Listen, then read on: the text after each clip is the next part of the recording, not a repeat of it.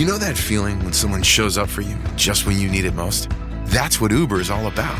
Not just a ride or dinner at your door. It's how Uber helps you show up for the moments that matter. Because showing up can turn a tough day around or make a good one even better. Whatever it is, big or small, Uber is on the way. So you can be on yours. Uber, on our way.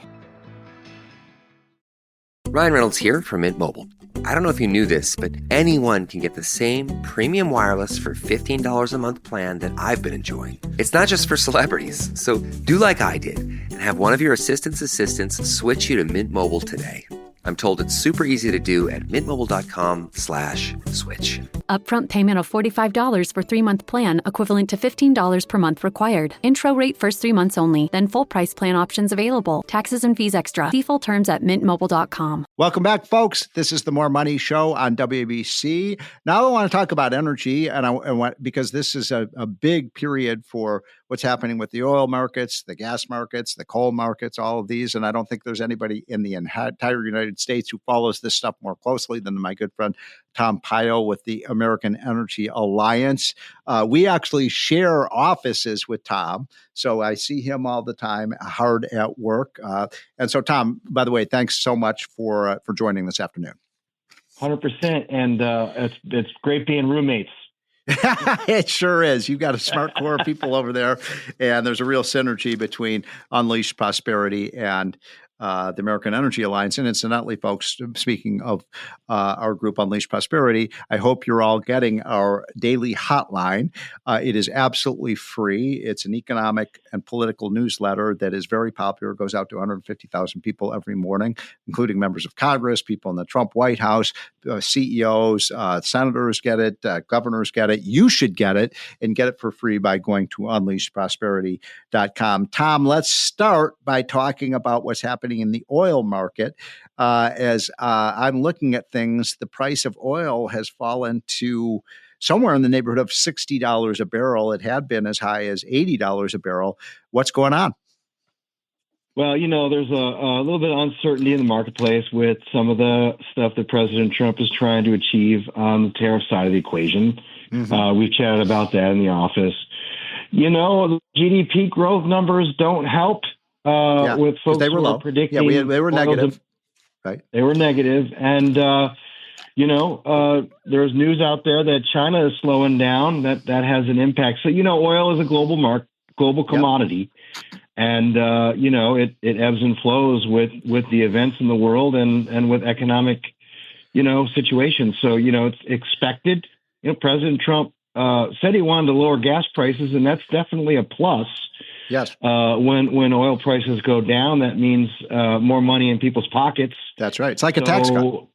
Exactly. And so, it's one of those things where you can do both. The president has done an unbelievable job these past 100 days to unwind the burdensome, tyrannical in many ways, Biden administration in terms of their hostility to the oil and gas industry. Yes. So what he's doing is setting them up for the future.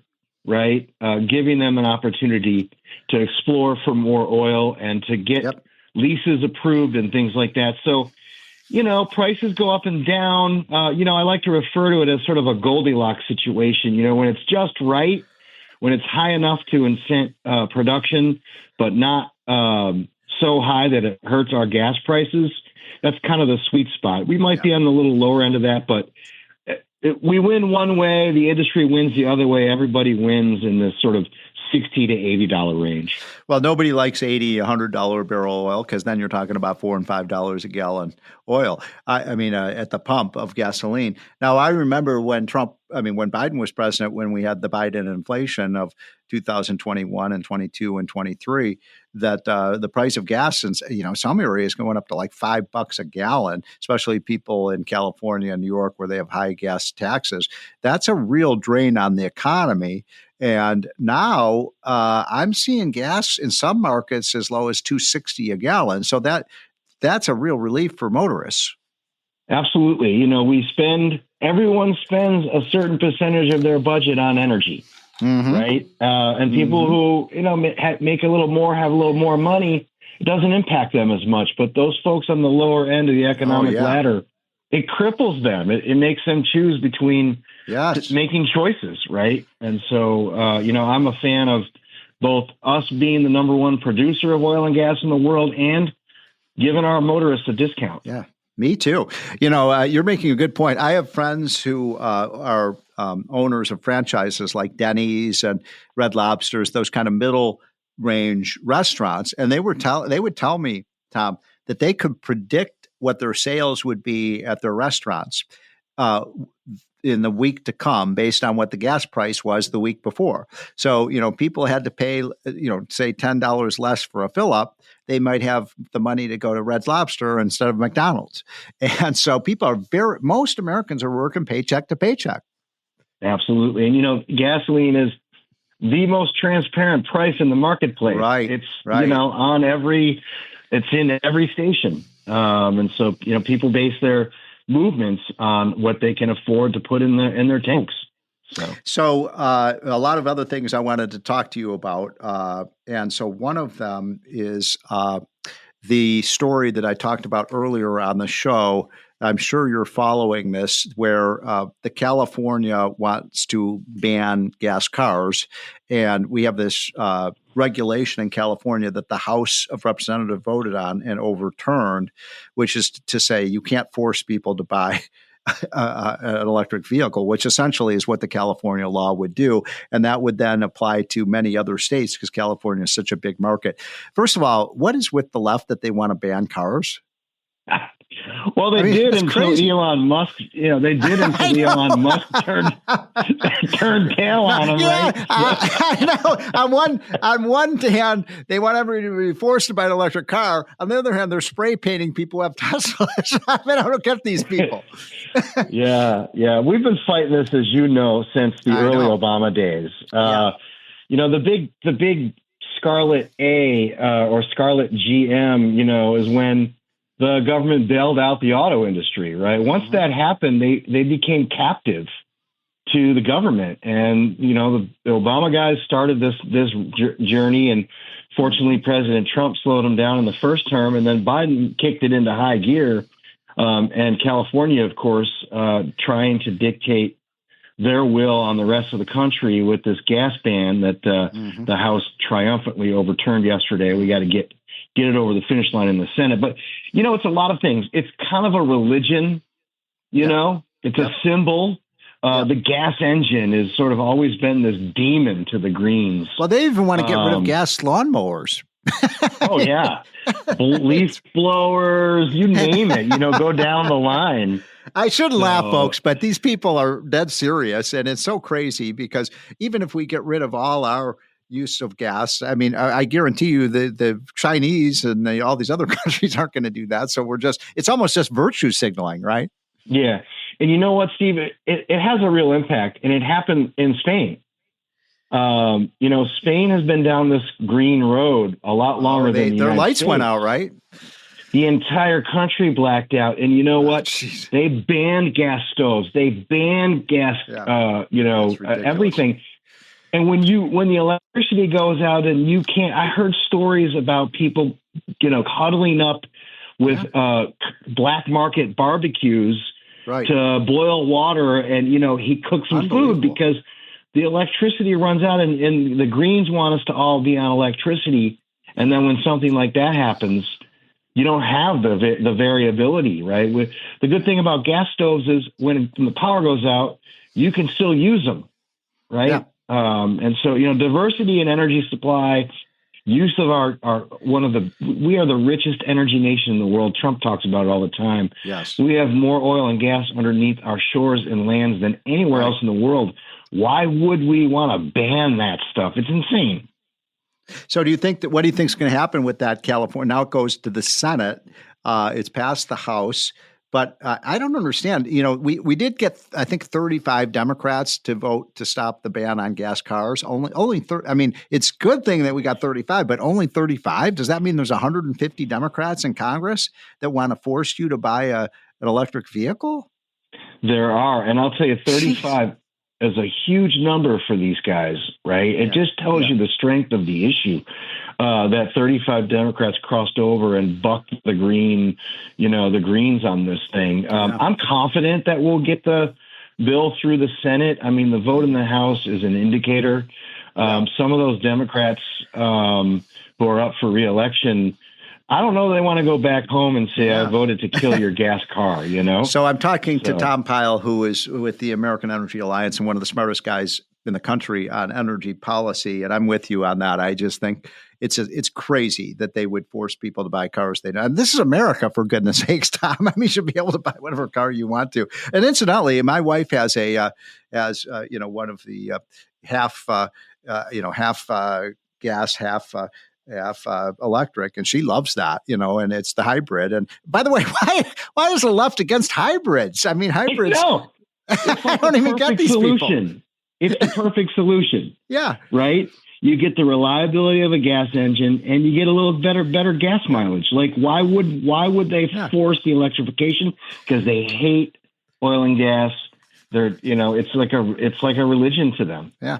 So, Tom, we got to take a quick break. Can I hold you over for one other? Because there's about 3 or 4 other questions I'd like to ask you. I don't want to abuse your time on a Saturday, but could you hold over for a few minutes?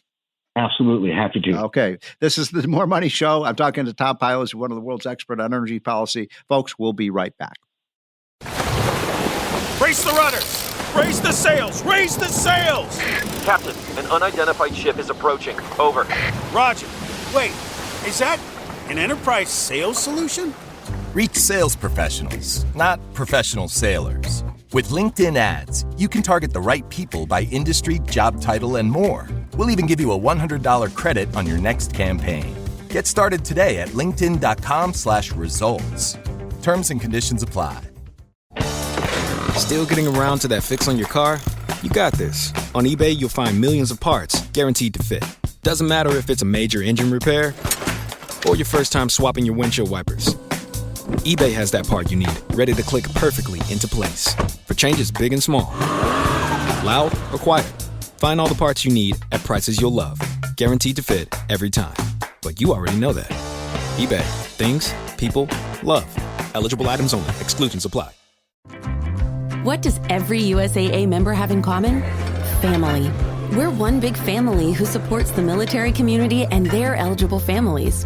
And if you, your parent, or spouse served, you could join our family and save big on auto insurance. Visit USAA.com/join today to check your eligibility. Membership eligibility and product restrictions apply and are subject to change. USAA means United Services Automobile Association and its affiliates, San Antonio, Texas.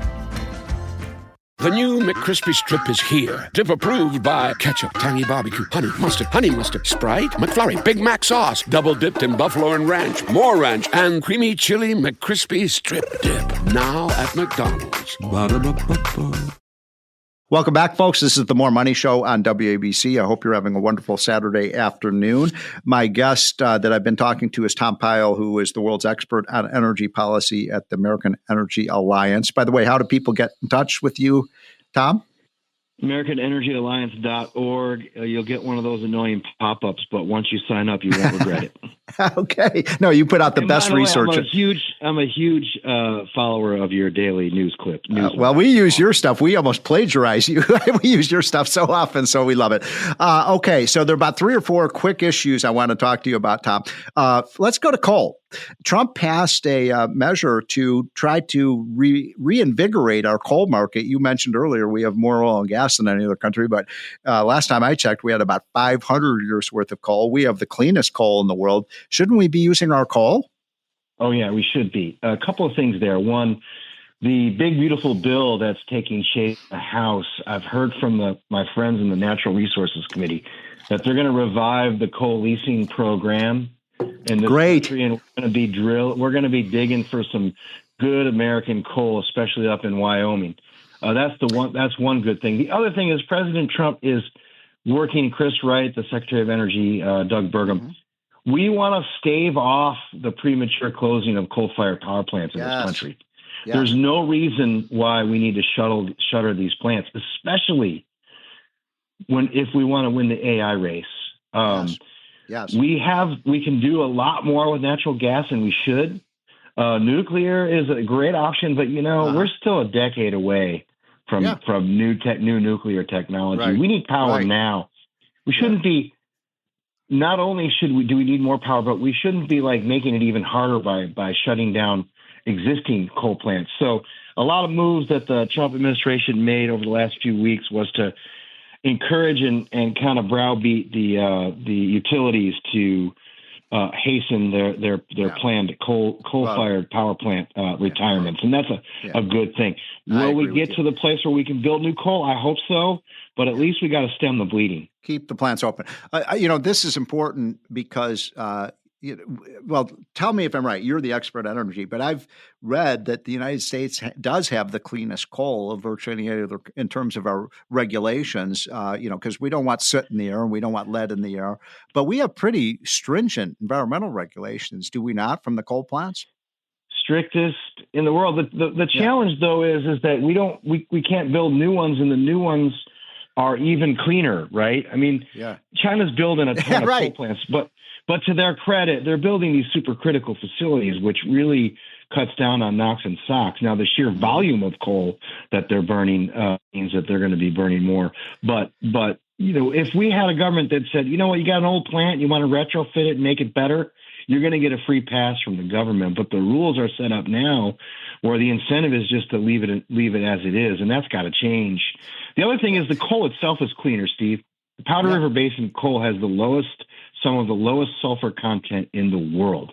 So the coal that comes out of that basin is already much cleaner than some of the other types of coal, lignite and others. So we're a win-win on safety and on environmental protection. And China, is building a lot of coal plants, right?